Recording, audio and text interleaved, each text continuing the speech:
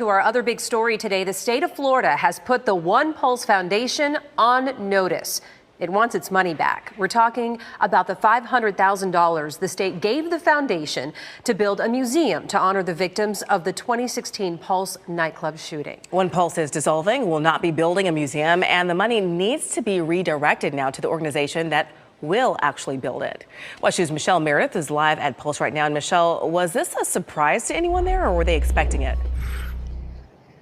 Well, it really wasn't a surprise. Most everyone knew it was coming, but this notice from the Florida Department of State made it official.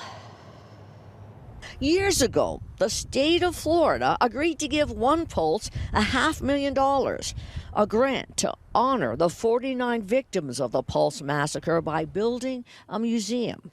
But not only did onePULSE fail to build it, soon onePULSE won't even exist.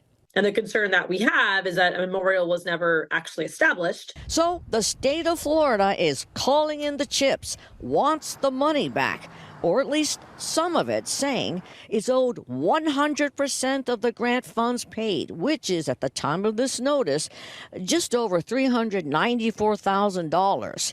Florida House Representative Eskamani says it's only right.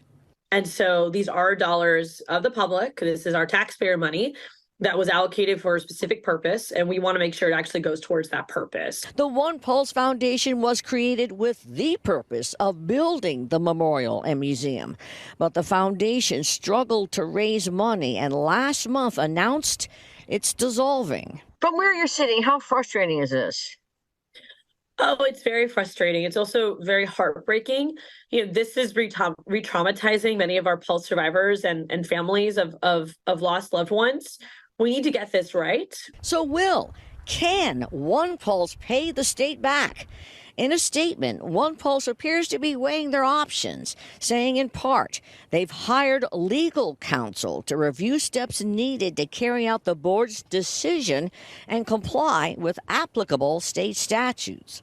In the meantime, at the Pulse site, already in some places, the onePULSE name and website have been blacked out with tape.